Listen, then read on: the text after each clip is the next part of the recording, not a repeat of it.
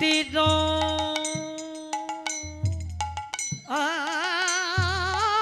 পাত্রে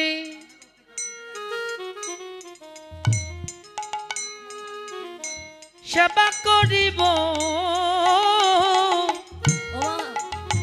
যে স্তনদুগ্ধ মাটিতে পড়েছে, আমি কথা দিচ্ছি মা, ওই মাটি দিয়ে যখন মাটির পাত্র তৈরি করবে, কলিযুগে আমি সোনার পাত্রে নয় মা, কেন তুমি যে ফেলে দিয়েছিলে সোনার পাত্র মা, তাই সোনার পাত্র নয়, রূপোর পাত্র নয়, আমি ওই মাটির পাত্রে সেবা করব। কলিযুগে গৌরাঙ্গ মহাপ্রভুকে সেবা দিতে হয় কিসের পাত্রে? সোনার পাত্রে। মাটির পাত্রে মালসা ভোগ সাজিয়ে দাও।